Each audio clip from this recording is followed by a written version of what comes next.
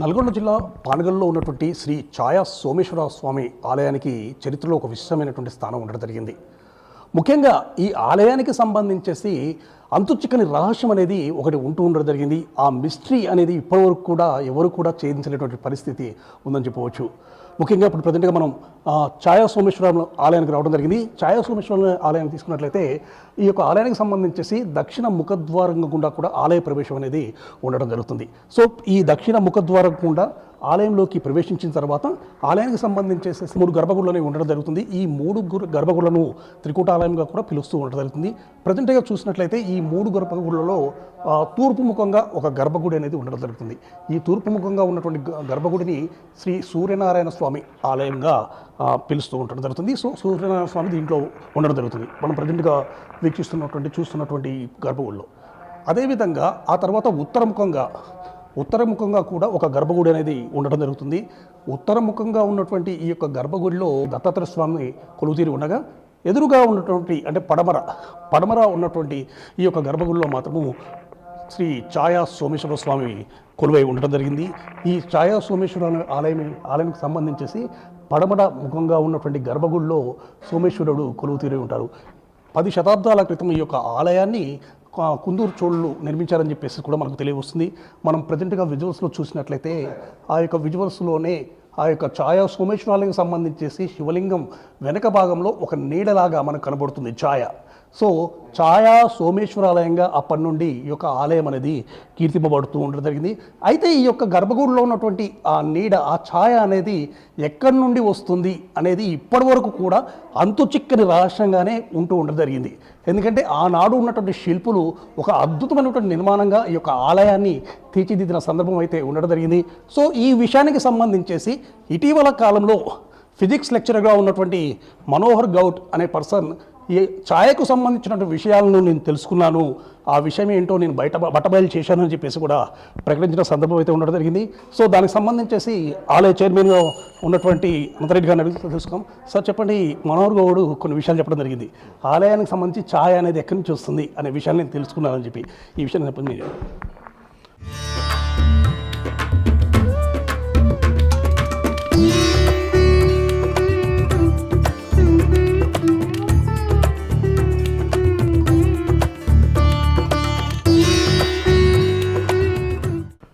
ఓం నమ శివాయ.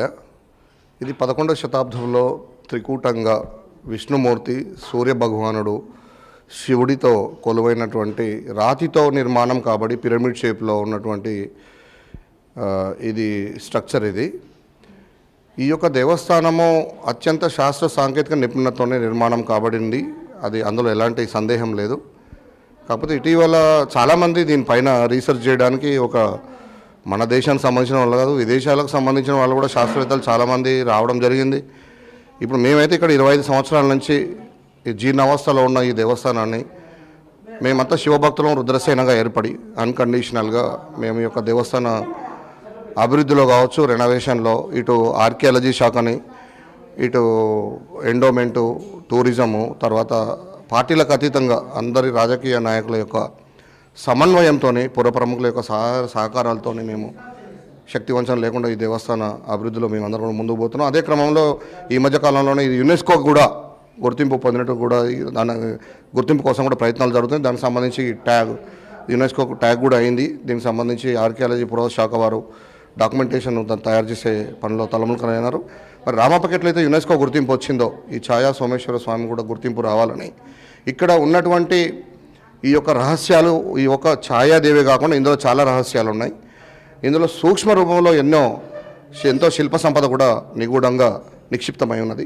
ఇక్కడ ఉన్నటువంటి ఈ శిల్ప సంపద, ఇక్కడ ఉన్నటువంటి ఈ యొక్క శాస్త్ర సాంకేతిక నిపుణత, ఇక్కడ ఉన్నటువంటి ఆ యంత్రశక్తి, ఇక్కడ ఉన్నటువంటి మహిమ అంతా కూడా విశ్వవ్యాప్తం కావడానికి రుద్రసేన అటువైపుగా అడుగులు వేస్తూ ఉంది.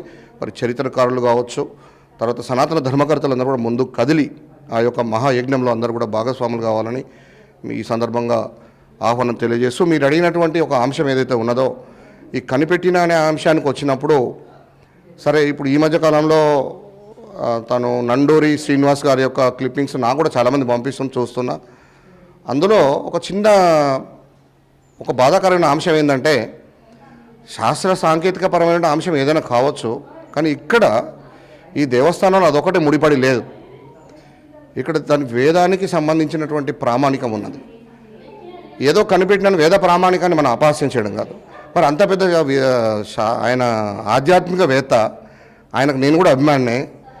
మరి కనీసం ఇక్కడికి ఆయన వచ్చిన సందర్భాలు లేవు. ఆయన ఇక్కడ అసలు ఏంది, ఈ పంచాయతీనం ఏంది, ఇక్కడ ఎవరున్నారు ఏంది అనేది తెలుసుకోకుండా మన మామూలుగా ఎవరో మా యూట్యూబ్లో చాలామంది కాపీ పేస్ట్ చేస్తున్నారు. కాపీ పేస్ట్ చేసినట్టు పాత క్లిప్పింగ్లు చూసి కొత్త కామెంట్స్ చేసి దాన్ని ఏదో ఎలివేట్ చేయాలనుకోవడం అయితే నాకంత మంచిగా అనిపించట్లేదు. ఎందుకంటే ఇది ఇక్కడ ఉన్నది సూర్యదేవుడు ఎదురుగా. మనకు ఉన్నటువంటి పురాణ గాథల ప్రకారము సూర్యదేవుని యొక్క ధర్మపత్ని ఛాయాదేవి. ఆమె కఠోర శివదీక్ష చేసి ఆమె ఒక వరం పొందుతుంది, ఎప్పుడు శివుడి పైన నిలిచే విధంగా. ఆమె శనీశ్వరుని యొక్క తల్లి. అది ఇప్పుడు మనం కొత్తగా రాసుకున్న కవిత్వం కాదు, నిన్న మనం రాసుకునే కావు. అది వేదకాలం నుంచి మనకు ఉన్నటువంటి పురాణ గాథలు. ఆ యొక్క అంశాన్ని తీసుకొని ఇక్కడ స్థల పురాణం తెలుసుకోవాలి ముందు. అసలు ఏంటి గుడి ఏంటి, ఇక్కడ పంచాయతీనం ఏంది, ఇక్కడ ఉన్న స్థల పురాణం ఏంది, ఆమె ఎవరు అసలు, ఆమెను ఇక్కడ అమ్మవారిగా మేము భావిస్తున్నాం. ఇక్కడ స్థల పురాణంలో ఏంటంటే శనీశ్వరుని యొక్క తల్లి కాబట్టి ఎవరు ఏ ప్రోటోకాల్ వచ్చినా మండపం నుంచి ముందు అమ్మవారికి నమస్కారం చేసుకుంటాం. చాలామంది అమ్మవారికి చీరలు కూడా పెడతారు. అమ్మవారిని నమస్కారం ఆమెని ప్రదక్షిణ చేసుకోవడం, ఆమెని ప్రసన్నం చేసుకోవడం వల్ల మనకు శని నుంచి ఎలాంటి హాని కలగదు. శని, శత్రుపీడలు, నరదిష్టి, గ్రహ దోషాలు తొలగిపోతాయని సనాతన భక్తుల యొక్క ప్రగాఢమైనటువంటి విశ్వాసం. ఆ విశ్వాసాన్ని ఏదో సైన్స్ అంటే ఇప్పుడు సనాతన ధర్మం అంతా కూడా సైన్స్తో ముడిపడి ఉన్నది. కల్లాపి కానించి తీసుకుంటే మీరు చేసే ప్రతి పూజా క్రతువులో మనకు సైన్సే ఉంది, దాన్ని మనం కాదనట్లేం. కానీ ఏదో కొత్తగా మేమేదో కనిపెట్టినామని ప్రచారాల కోసమో వ్యక్తి లబ్ధి కోసమో ఇక్కడ ఉన్న స్థల పురాణాన్ని విచ్ఛిన్నం చేసే విధంగా చేయడం అయితే అది మంచి పద్ధతి కాదు. మనోహర్ గౌడ్ నాకు మంచి మిత్రుడే, నాతో పాటు నా సహతోటి కరెస్పాండెంట్, ఆయన విద్యావేత్త. ఆయన చేసిన ఫ్రేమ్వర్క్ వల్ల చాలా లాభం జరిగింది దేవాలయానికి, నేను కాదనట్లేను. దానివల్ల ఒక మీడియా ఎలివేషన్ వచ్చింది. కానీ అంతకంటే ముందే నల్లగొండలో 80s కావచ్చు 70s కావచ్చు చెక్కలతోని ఈ ప్రతిమను తయారు చేసి సైన్స్ ఎగ్జిబిషన్స్లో ప్రతి ఎగ్జిబిషన్లో స్కూల్ చిన్నారులో సైన్స్ టీచర్ల యొక్క సహకారంతో దీన్ని ప్రజెంట్ చేయడం కూడా జరిగింది. కాబట్టి ఒక వ్యక్తి స్వార్థం కోసం మనం ఇంత మంచి ఒక అద్భుతాన్ని, ఒక అంతర్జాతీయంగా ఉన్నటువంటి అంశాన్ని మనము సులువుగా తీసుకోవడం కానీ అది ప్రామాణికం కాదనేది నా భావన. కాబట్టి ఎవరైతే ఇంకో విషయం కూడా అండి, యాక్చువల్గా మనోహర్ గౌడ్ చెప్పిన విషయాల ప్రకారం ఏంటంటే ఆనాడు అంటే 10వ శతాబ్దం క్రితం, అంటే 10 శతాబ్దాల క్రితం కూడా అప్పుడున్నటువంటి శిల్పులు కానీ వీరందరూ కూడా భౌతిక శాస్త్రాన్ని ఆచరించారు. భౌతిక శాస్త్రం ప్రకారము కాంతి ప్రక్షేపణ ఆధారంగా ఈ విధంగా నీడపడుతుందని చెప్పి ఆయన చెప్పగలడు. ఏది ధర్మకోలు ఉపయోగించాడు, అదేవిధంగా కోతులు, టార్చ్ లైట్ సంథింగ్ ఉపయోగించేసి. సో దీని విధంగా చూడొచ్చు. సరే, భౌతిక శాస్త్రమైన పరమైన అంశాల్లో వాళ్ళు ఏమంటారంటే 4 పిల్లర్లు క్రోడీకరించుకొని ఒక పిల్లర్గా అక్కడ షాడో ఫామ్ అవుతుంది అనేది వాళ్ళు చెప్తున్నారు. కాంతి పరిక్షేపణ సిద్ధాంతం ప్రకారం అని అంటున్నారు. కానీ 11వ శతాబ్దంలో అట్లాంటి సిద్ధాంతం ఏది లేదు మనకి. మరి అట్లా ఆలోచిస్తే మాత్రం మరి సకల శాస్త్రాలకు మరి వేదాన్ని నుంచే పుట్టినాయని మనం అందరూ కూడా నమ్మాల్సిన పరిస్థితి కూడా వస్తుంది. దాన్ని నమ్మించండి ముందు. ప్రపంచం అంతా ఇలా ప్రపంచానికి భారతదేశం విశ్వగురు. ఇవాళ అంతా కూడా మేధావులు, ఇంటలెక్చువల్స్ అందరూ కూడా మనం వేదం వైపే పరుగులు తీస్తూ ఉన్నారు. అది రాబోయే రోజుల్లో కూడా అది మళ్ళీ ఎప్పటికైనా భారతదేశం విశ్వగురుగా వరదిల్లుతుంది.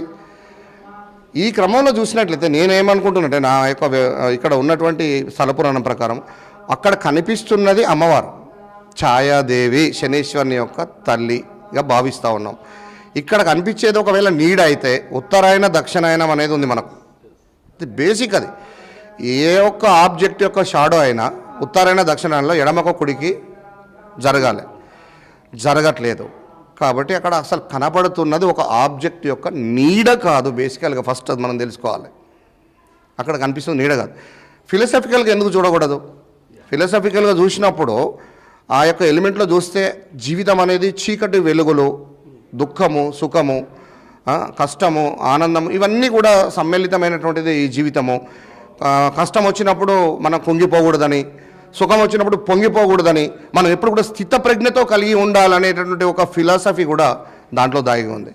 అంతేకాకుండా దీని జాగ్రఫికల్గా కూడా ఒకటి దీనికి సంబంధించిన అంశం ఉన్నది. 108 శివలింగాలు ఈ భారతదేశంలో మనకు ఎక్కడైతే మనకు రామేశ్వరం నుంచి కేదార్నాథ్ వరకు 108 శివలింగాలు ఒక రాజు కట్టినే కావు, ఒక పీరియడ్లో కట్టినే కావు, ఒకే లాటిట్యూడ్ మీద, ఒకే రేఖ మీద 108 శివలింగాలు నిర్మాణం కాబట్టి అందులో ఇది 28వ శివలింగం అని కూడా కొందరు చెప్తున్నారు. మరి అది ఇంకా వెలుగులోకి రావాల్సి ఉంది. అంటే మరి దాని రేఖ అని కూడా అనుకోవచ్చు కదా. అంతేకాకుండా మనం ఒకసారి యోగా పరంగా ఆలోచిద్దాం. యోగా పరంగా ఆలోచిస్తే ఎప్పుడైతే మనం ప్రాణాయామం చేస్తామో ఈ ఎడమ ముక్కులోంచి గాలి తీసుకున్నప్పుడు ఇది రైట్ సైడ్ పోతుంది, కుడివైపున ఉన్నటువంటి ఈ యొక్క బ్రెయిన్ ఇదంతా కూడా వైబ్రేషన్స్ వస్తాయి. మళ్ళీ మనం ఈ కుడి ముక్కులోంచి తీసుకొని ఎడమ ముక్కులోంచి వదులుతాం. ఈ కుడి ముక్కులోంచి తీసుకున్నప్పుడు ఈ ఆపోజిట్ సైడు ఇదంతా కూడా మనకు ఆ యొక్క ఆక్సిజన్ అనేది మనకు పూర్తి స్థాయిలో అందుతుంది. ఈ ప్రాణాయామం చేసేటప్పుడు ఈ సుషుమ్ని నాడి, పింగళ నాడి, ఈ రెండు నాడులు ఇవి. ఇక్కడ ఇది భృగుటి ఉంటుంది, ఇది ఏంటి, ఇది ఈశ్వరుని యొక్క త్రినేత్ర స్థానం. సో మరి అది యోగా సైన్స్లో చూసినప్పుడు అట్లా కూడా అనుకోవచ్చు.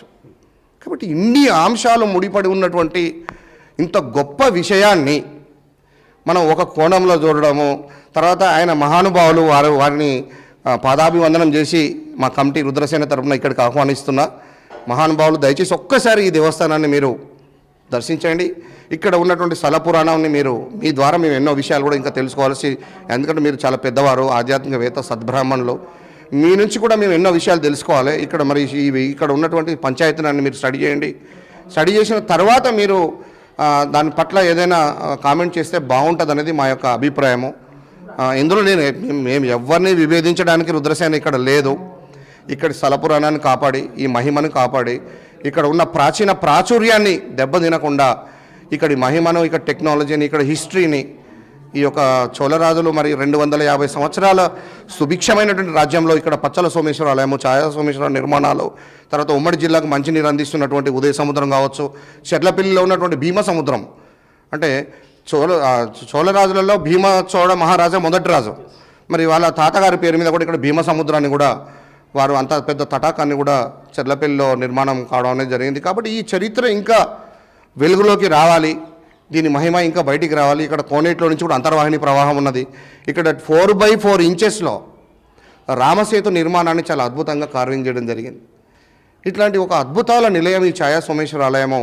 మరి మీరందరూ కూడా ముందుకొచ్చి ఈ దేవస్థాన అభివృద్ధిలో భాగస్వాములై ఇక్కడ స్థల పురాణాన్ని కాపాడి ఈ యంత్రశక్తిని, ఈ మహిమను అందరికీ అందే విధంగా చొరవ చూపాలని చెప్పేసి మీ యొక్క మీడియా ముఖంగా నేను తెలియజేస్తా ఉన్నాను. ఓం నమః శివాయ.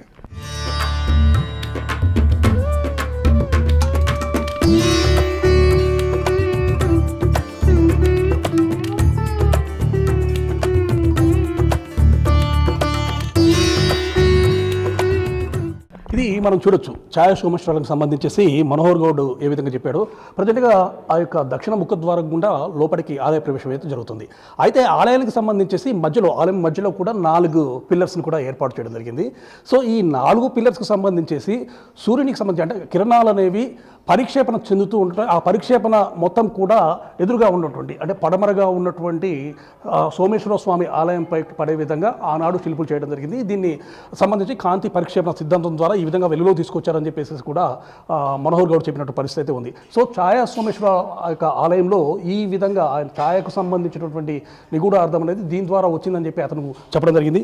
కాకపోతే ఇక్కడ ఉన్నటువంటి విషయాలు స్థల పురాణాన్ని బట్టి మాత్రము పూర్తి స్థాయిలో స్థల పురాణాన్ని బట్టి కూడా మనం పరిగణలోకి తీసుకోవాలి. ఎందుకంటే స్థల పురాణం ప్రకారము ఛాయ అంటే సూర్యభగవానుని యొక్క భార్య ఛాయ ఒక తపస్సు చేసి ఆ తపస్సు ప్రకారం శివలింగుడు అంటే శివుడి యొక్క వెనకాల నేను ఎప్పుడు ఉండాలని చెప్పి ఆమె కోరుకుంది. ఆమె కోరిక మేరకే ఈ విధంగా ఆ శివలింగం వెనక వైపు ఆ ఛాయ ఉండటం జరుగుతుంది. ఆ ఛాయాదేవి యొక్క రూపమే ఆ ఛాయ అని చెప్పేసి కూడా ఇక్కడ ఉన్నటువంటి పండితులు కూడా చెప్తున్న పరిస్థితి ఉంది. సో ఈ విధంగా చరిత్ర ప్రసిద్ధించినటువంటి ఆలయానికి సంబంధించినటువంటి విషయాలు ఏదైనా సరే చెప్పేటప్పుడు కొద్దిగా కొన్ని విషయాలు అంటే శాస్త్రాలను, సాంప్రదాయాలను, అదేవిధంగా వాస్తవికతను, అప్పుడు ఉన్నటువంటి పురాణాలను, ఇతిహాసాలను కూడా పరిలోకి తీసుకుంటే బాగుంటుందని చెప్పేసి కూడా చాలామంది చెప్తున్నట్టు పరిస్థితి ఉంటుంది. ముఖ్యంగా పండితులు కూడా ఇదే విషయం చెప్తున్నారు. స్థల పురాణాన్ని బట్టి ఏదైనా విషయాన్ని అనాలిసిస్ చేయాలి. అదేవిధంగా ఈ యొక్క ఆలయం గురించి చెప్పేటప్పుడు మాత్రం తప్పనిసరిగా ఆలయానికి వచ్చేసేసి ఆలయ విశిష్టత ఏంటి, ఆలయ యొక్క ఏ విధంగా నిర్మింపబడింది, ఏ విధంగా ఉంది, అదేవిధంగా ఇక స్థల పురాణం ఏంటి అనే విషయాలు పూర్తి స్థాయిలో క్షుణ్ణంగా పరిశోధించిన తర్వాతనే దీనికి సంబంధించిన కామెంట్ చేస్తే బాగుంటుందని చెప్పేసి కూడా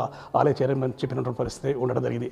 మొత్తానికి ఛాయా సోమేశ్వరానికి సంబంధించేసి ఎప్పటికీ కూడా మిస్టరీగా ఉన్నటువంటి ఈ యొక్క ఛాయ విషయానికి సంబంధించి మాత్రము కొంతమంది పరిశోధనలు చేస్తున్నారు. కాకపోతే ఆలయాన్ని యొక్క విశిష్టతను, ఆలయ యొక్క సాంప్రదాయాన్ని, ఆలయ యొక్క గౌరవాన్ని మాత్రం కాపాడాల్సిన బాధ్యత అందరిపైన ఉందని చెప్పేసి కూడా ఆలయ చైర్మన్ చెప్పిన పరిస్థితి ఉండడం జరిగింది.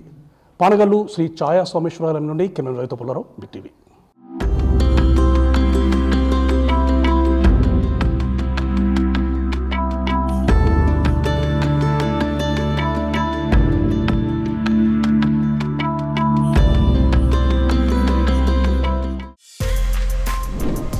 For more videos like this, subscribe Big TV channel.